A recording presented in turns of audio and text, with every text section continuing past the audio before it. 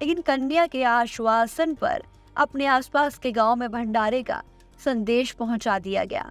साथ ही वापस आते समय के बीच रास्ते में श्रीधर ने गुरु गोरखनाथ व उनके शिष्य बाबा भैरवनाथ को भी भोजन का निमंत्रण दे दिया।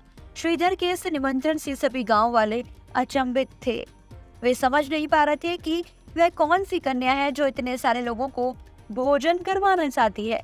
लेकिन निमंत्रण के अनुसार सभी एक एक करके श्रीधर के घर में एकत्रित हुए। तब कन्या के स्वरूप में वहां मौजूद माँ वैष्णो देवी ने एक विचित्र पात्र से सभी को भोजन परोसना शुरू किया। भोजन परोसते हुए जब वह कन्या बाबा भैरवनाथ के पास गई तो उसने कन्या से वैष्णव खाने की जगह मांस, भक्षण और मदिरापान मांगा। लेकिन यह तो संभव नहीं था। फलस्वरूप कन्या रूपी देवी ने उसे समझाया कि यह ब्राह्मण के यहाँ का भोजन है, इसमें मांसाहार नहीं किया जाता। किंतु भैरवनाथ तो हट कर बैठ गया और उसने कहा कि वह तो मांसाहार भोजन ही खाएगा। लाख मनाने के बाद भी वह ना माना। बाद में जब भैरवनाथ ने उस कन्या को पकड़ना चाहा तब माँ ने उसके कपट को जान लिया और तुरंत ही वे वायु रूप में बदलकर त्रिकुटा पर्वत की ओर उड़ चली।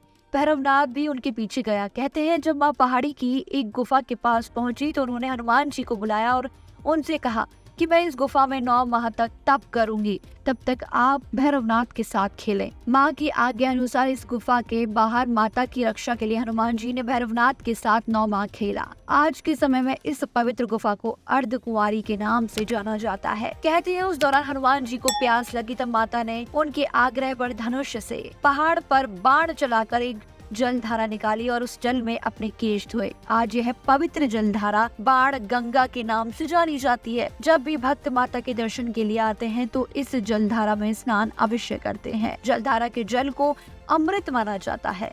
कथा के अनुसार हनुमान जी ने गुफा के बाहर भैरवनाथ से युद्ध किया, लेकिन जब वे निढाल होने लगे तब माता वैष्णवी ने महाकाली का रूप लेकर भैरवनाथ का संहार कर दिया।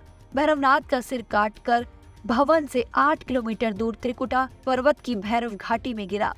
उस स्थान को भैरवनाथ के मंदिर से जाना जाता है। कहते हैं क्षमा मांगने पर माता ने भैरवनाथ को ऊंचा स्थान प्रदान किया और कहा कि जो कोई भी मेरे दर्शन करने इन खूबसूरत वादियों में आएगा वह तत्पश्चात तुम्हारे दर्शन भी जरूर करेगा, अन्यथा उसकी यात्रा पूरी नहीं कहलाएगी।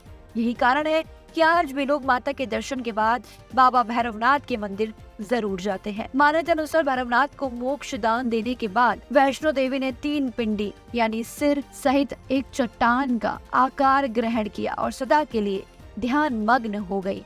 इस बीच पंडित श्रीधर भी अधीर हो गए। उन्हें सपने में त्रिकुटा पर्वत दिखाई दिया और साथ ही माता की 3 पिंडियां भी, जिनकी खोज करते हुए वह पहाड़ी पर जा पहुंचे।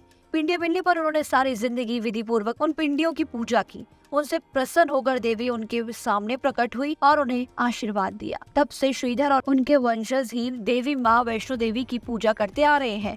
माता के इन 3 पिंडों का चमत्कारी प्रभाव भी रोचक है। ये आदि शक्ति की 3 रूप माने जाते हैं। पहली पिंडी माँ महासरस्वती की है जो ज्ञान की देवी है। दूसरी पिंडी माँ महालक्ष्मी की है जो धन वैभव की देवी है। और तीसरी पिंडी माँ महाकाली को समर्पित है जो शक्ति का रूप मानी जाती है।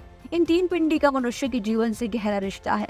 जीवन को सफल बनाने के लिए विद्या, धन और बल तीनों ही जरूरी होते हैं। इसलिए इन्हें हासिल करने के लिए भक्त कठोर परिश्रम कर पहाड़ियों की यात्रा पूर्ण करता हुआ माता के दरबार में पहुँचता है। जो जितने उत्साह से इस यात्रा को पूरा करता है, माता का आशीर्वाद उतना ही उस पर बढ़ता चला जाता है। ऐसी आत्मकथाओं से जुड़े रहने के लिए हमारे चैनल को लाइक, शेयर, सब्सक्राइब कर बेल आइकन दबाना ना भूलें और देखते रहें हिंद बस भक्ति।